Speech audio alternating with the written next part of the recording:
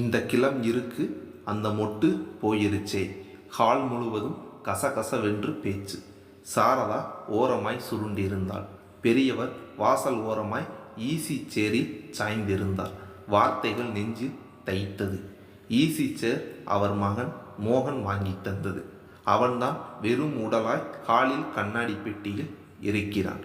பெரியவரின் ஒரே மகன்.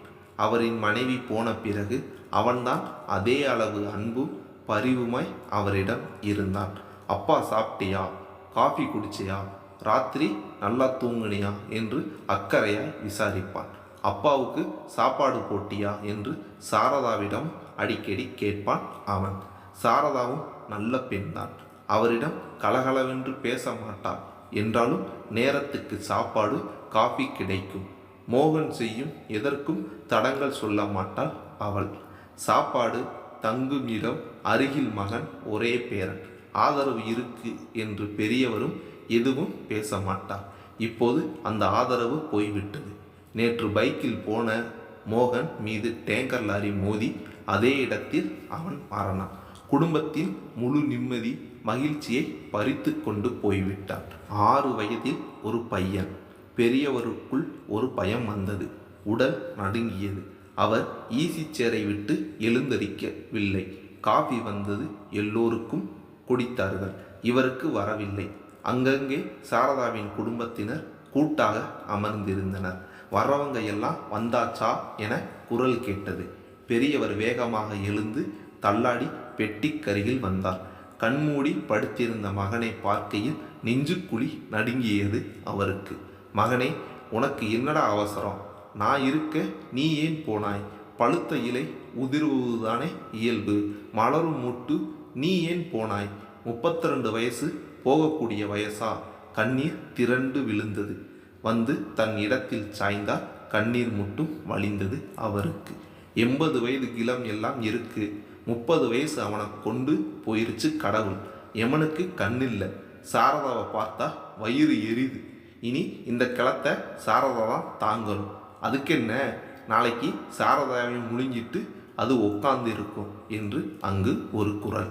அவருக்கு காபி கொடுத்தீங்களா? யாரோ ஒருத்தர் கேட்க, கொடுங்க கொடுங்க, புள்ளைய முழுங்கினது ஜீரணம் ஆகட்டும் என்ற வார்த்தைகள் அதுதான் எத்தனை பெரிய எரி நெருப்பாய் சுட்டு பொசுக்குகிறது. அந்த நெருப்பின் வீரியம் தாழாமல் உடம்பு நடுங்குகிறது. அதிலேயே விழுந்து தானும் எரிந்து விடலாமா என்பது போல் அவருக்கு. வீடு சொந்த வீடு தானே? ஆமாம். 40 லட்சம் இருக்கும். மோகன் கட்டின வீடு தானே? ஆமாம். அப்போ சாரதாவுக்குத்தான் சேரும் என்று ஒரு குரல். ஆனால் கிராமத்தில் இருந்த தன் வீட்டை விற்றுதான் இந்த இடத்தை வாங்கி கொடுத்தார் பெரியவர். அவருக்கு விவசாயம்தான். மோகன் படிக்க வீடு, நிலம் என்று எல்லாம் விற்று பணம் கொடுத்து அரசு வேலையும் வாங்கி கொடுத்தார். எனக்காகத்தானே சொத்து எல்லாம் விற்றீங்க, என் கூடவே வந்துடுங்க என்று மோகன் இங்கு கூட்டி வந்துவிட்டான். உத்தமமான பிள்ளை. அன்பை தவிர வேற எதையும் அவர்களிடம் காட்டியதில்லை. அவரின் மனைவி சாகும்போது அவனிடம் ஒரே வார்த்தை தான் பேசினான். அப்பாவை பார்த்துக்கோ.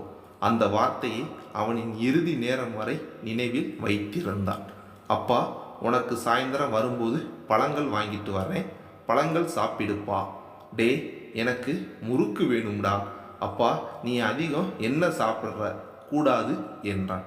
தாத்தா, நான் உனக்கு வாங்கித்தரேன் என பேரன் சொல்ல, மோகன் அடிபட்டு கிடந்தபோது அவனை சுற்றி முறுக்கு பாக்கெட், வறுத்த பொறி பாக்கெட் இருந்ததாம். எது சொன்னாலும் ஒரு சிரிப்பிதான் அவனிடம். சில சமயம் டே தகப்பா என்பான். என்ன பெரியவரே என்பான். ஹலோ நித்தியானந்தம் என்று பெயர் சொல்லி அழைப்பான். தினமும் ஆபீஸ் கிளம்பும்போது தகப்பா போயிட்டு வரேன் என்று சொல்லிவிட்டு தான் போவான்.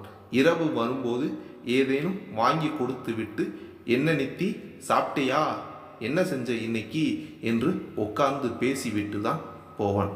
அவர் கொடுத்த உடல் படிப்பு தான் இன்னைக்கு என்னை அரசு வேலையில் உட்கார வச்சிருக்கு. அவர் கடமை அது. அதேபோல் என் கடமை அவரின் இறுதி காலத்தில் நான் அவரிடம் அன்பும் அனுசரணையுமா இருக்கிறது. வாழ்க்கைங்கிறது அன்பை கொடுத்து வாங்குவது தான் என்பார். இப்படி போகத்தான் அன்பை அள்ளி வழங்கினாயா? பெரியவரின் உள்ளம் புழுங்கியது. மாமா, இப்படி போயிட்டானே மோகன், 80 வயசுக்கு நீங்கள் இருக்கீங்க, அவனை வாரிக்கிட்டு போயிருச்சு தெய்வம். ஒரு கிராமத்து உறவு அவர் கையை பிடித்து புலம்பியது. பேசத் தெரியாமல் பேசும் சிலரின் வார்த்தைகள் தான் மரணத்தை விட கொடுமையாய் இருக்கிறது. சாரதாவை சமாதானப்படுத்த அவர்கள் பெரியவரை நோகடித்தார்கள். அவன் வேலை கருணை அடிப்படையில் சாரதாவுக்கு கிடைக்கும். ஆமாம், இவளும் +2 ஆச்சே, ஏதோ இழப்பீடு இன்சூரன்ஸ் எல்லாம் 30 லட்சத்துக்கு பக்கமாக வருமா. நாங்கள் அவளை எங்கள் கூட கூட்டிட்டு போக போகிறோம். இனி அவளுக்கு இங்கே என்ன இருக்கு என்றனர் சொந்தங்கள். பெரியவரை என்ன செய்ய போறீங்க? ஏதோனும் ஹோமில் தான் விடணும். அவளுக்கு இனி என்ன தலையெழுத்து? காலில் மோகனை போட்டுவிட்டு பேசிக்கொண்டிருந்தது. பெரியவர் எழுந்து பின்பக்கம் வந்தார். மோகன் அவருக்கு என்று அங்கு சின்ன இடம் விட்டிருந்தான். நீ விவசாயம் பார்த்த ஆள், சும்மா இருக்க முடியாது, ஏதாவது தோட்டம் போட்டுக்கோ என்றிருந்தான். பாவற்காய், பூசணிக்காய், தக்காளி, கத்தரிக்காய் என்று செடிகள் வளர்ந்து காய் பிடித்திருந்தது. பெரியவருக்கு துக்கம் பீறிட்டு வந்தது. ஒரு செடியை கட்டி பிடித்து கொண்டு கதறி அழுதார். பொங்கி பொங்கி உயிர் கரைய கதறினார். இந்த இடத்திலேயே தானும் போய்விட்டால் நல்லது என்று நினைத்தார். முன்பக்கம் மோகனை எடுத்து போனார்கள். வந்து வீட்டை கழுவி சாப்பாடு போட்டார்கள். பெரியவரை யாரும் தேடவில்லை. அவர் பின்பக்கம் செடிக்கரியில் அப்படியே தன் நினைவின்றி அமர்ந்திருந்தார். தாத்தா என பேரனின் குரல். இங்கேயா இருக்க? அருகில் வந்தான். உள்ளே வா தாத்தா என்று அவன் கையை பிடித்து இழுத்து போனான். காபி குடிச்சியா? இல்லை கண்ணு. சாப்பிட்டியா என்று கேட்டதுக்கு தலையே இல்லை என்று ஆட்டினார். அதே நேரம் சாரதா என்று அலறியபடி ஒரு நடுத்தர வயது பெண்மணி ஓடி வந்தார். அப்படியே சாரதாவை கட்டி கொண்டு அலறினார். உனக்கு ஏண்டி இந்த தலையெழுத்து? அவனுக்கு போகிற வயசா? பழுத்த இலை இருக்க முதிராத மூட்டு அவனை அள்ளிக்கிட்டு போயிருச்சே. அவள் யாரை சொல்கிறாள் என்று தெரிந்தது. அதற்குள் சாரதாவை சுற்றி அவள் குடும்பம் ஆளாளுக்கு பேச ஆரம்பித்தது. ஆறுதல் சொல்கிறோம் என்ற போர்வையில் 80 வயது பெரியவர் இருக்கிறார் என்று வார்த்தைகளை நெருப்பாக உதிர்த்தது. சாரதா விருட்டென்று எழுந்து விரிந்த கூந்தலை முடிந்து கொண்டாள். கொஞ்சம் நிறுத்துறீங்களா என சீறினாள். என்ன சொல்லிட்டோம் இப்ப என்றனர் அவர்கள். யார் இப்ப சாகிறதுன்னு முடிவு பண்ண வேண்டியது நாம இல்லை, அது கடவுளோட முடிவு. அப்படி பார்த்தா மோகனை விடவும் நீங்களும் வயசுல பெரியவங்க தானே என்றான். ஏய், என்னடி பேசுற என்றாள் அவள் அம்மா. போதுமா, எனக்கு அனுசரணையா பேசுறேன்னு ஒரு நொந்த மனுஷரை இன்னும் நோகடிக்காதீங்க. மனுஷனுக்கு மனுஷன் பரிவு தான் காட்டணும். இப்போ அவருக்கு அதுதான் முக்கியம். பாருமா, நான் எங்கள் மாமனார் கூட தான் இருப்பேன். அவர் மகன் இடத்துல நான் இருந்து அவரை கவனிச்சுப்பேன். நான் இன்னைக்கு எப்படி இருக்கணும் அப்படி தான் நாளைக்கு என் மகன் என்கிட்ட இருப்பான். வந்த வேலை முடிஞ்சதுல கிளம்புங்க என சாரதா எழுந்தாள். ஒரு தட்டில் சோறு போட்டு கொண்டு வந்து பெரியவரிடம் நீட்டினான். மாமா சாப்பிடுங்க என்றார்.